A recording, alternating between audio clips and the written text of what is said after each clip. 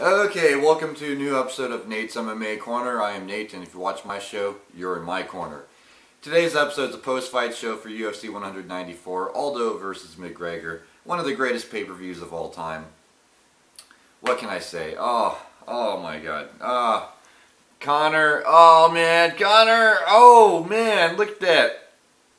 Oh man, and then you got Luke Rockhold doing his thing, oh man, it was just, wow, amazing.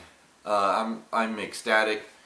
Oh, I'm still just trying to calm down from how amazing this whole pay-per-view was. So yeah, this is a post-fight show for UFC 194. I'll do a rundown of the main card. So let's get started with the main event, shall we? It was champion versus champion, title for title in the featherweight division. You had UFC featherweight champion Jose Aldo versus UFC interim featherweight champion Conor McGregor, who is undisputed champion. Man, well, it only took 13 seconds to find out. Yeah, Jose Aldo leaned in with his right, and then Conor McGregor threw a left and dodged the right of Aldo the best he could because he knew it was coming. Yeah, so KO punches, 13 seconds, bada bing, bada boom. Aldo's belt now is Conor's belt. Wow, amazing. Yeah, no disputing this. Aldo was out cold. And Conor McGregor is your undisputed UFC featherweight champ of the world. Amazing. Oh man. Yeah, Conor, good job, bro. Love you, man. Keep up the good work. You're a great guy.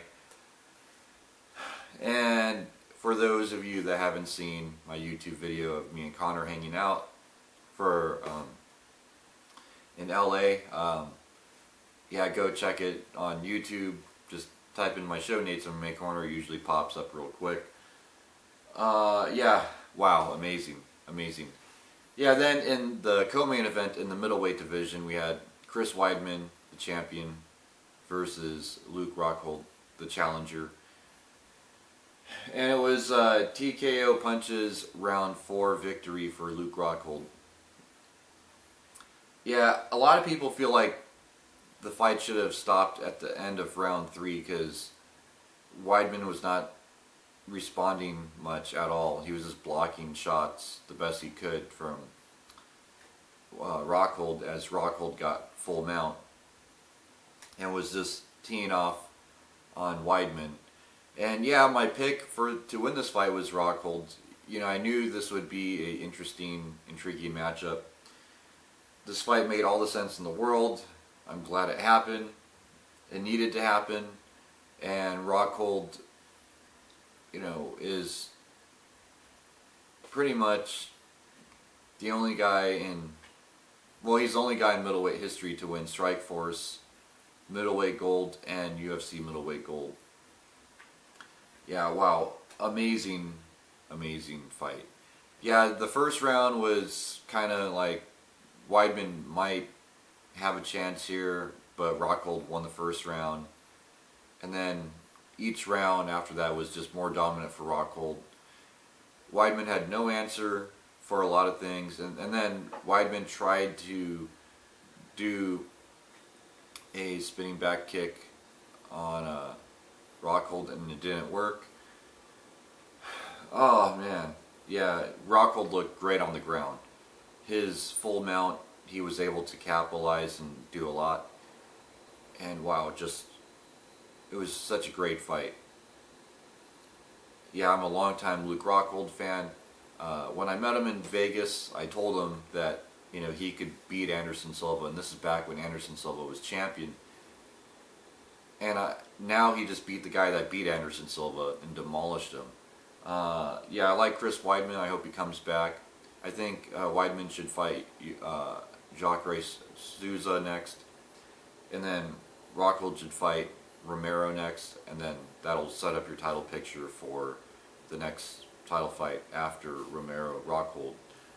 So hopefully that happens. That's what I want to see happen. That's what makes sense. Yeah, then in the middleweight division, also in the main card, we had, real quick, so yeah, Luke Rockhold won round 4, TKO punches. And yeah, also in the middleweight division, also in the main card, we had Yoel Romero versus Jacare Souza, and this, I can't believe they had a split decision, because I had it 29-28 unanimous decision for Yoel Romero. No ifs, ands, or buts. I had the first 2 rounds for Yoel Romero. Round 3 for Souza. Yeah, Yoel Romero looked dominant. He rocked Ronaldo, Jacare Souza, and it was just he was able to ground and pound, and he was able to dominate him en route to a decision victory. Yeah, Romero, he struggles with cardio, but still nonetheless it was impressive win. And yeah, this is the only fight on the main card I got wrong. I thought Souza was going to submit him somewhere in the fight, but that didn't happen. And Yoel Romero was able to avoid submission attempts and pound him out on the stand-up and on the ground, en route to a decision victory, hard-fought decision victory. There's moments where Romero hung in there and weathered the storm, but for the most part, it was a dominant win for Yoel Romero. Then, so Yoel Romero wins by split decision. Then, in the welterweight division, we had Damian Maia versus Gunnar Nelson. Yeah, this is the one I called, like, perfect. I wanted Gunnar Nelson to win so bad, but I knew it wasn't going to happen because I knew it turned into a grappling war, which was a bad idea for Nelson to do, but he did it anyways. I wanted to see Nelson stand and bang and let his hands go. I wish Gunnar would do that, because had he done that, he might have been able to win by knockout, or at least a decision, a hard-fought decision. But it was a grappling war, and Damian Maia, of course, won the grappling war, and he just grounded and pounded Nelson pretty much all 3 rounds. And it was 30-26, and then 2 of the other judges had it 30-25. Yeah, Damian Maia got a huge win here, and he moves up the rankings at least a little bit, I think, in the welterweight division. And I think he's either title shot bound or 1 or 2 wins from a title shot at this point. He's paid his dues, and he looked good in his last couple fights against much younger competition, proving that he still has it in his late 30s. Yeah, this was, in terms of decision fights on the main card, probably the most dominant. No ifs, ands, or buts about it. So Damian Maia won pretty much ground and pound all 3 rounds. Unanimous decision win for Damian Maia. What more is there to say about this fight? Then in the featherweight division, in the main card, we had Max Holloway versus Jeremy Stephens. Yeah, this one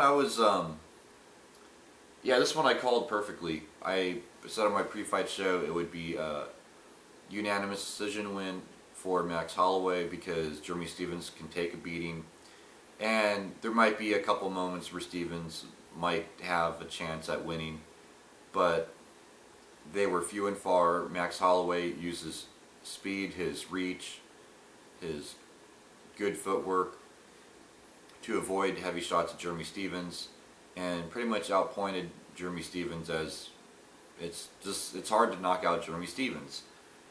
And Max Holloway could run circles around you, throwing punches for 15 minutes easily. We've seen him do it before. So yeah, this was 30-27 for two of the judges and 29-28 for one of the third judge. Yeah, this was a fight for Max Holloway that it was a good win, but unfortunately it wasn't the flashiest win to get him that title shot. I agree with Dana White. You know, it's one of those.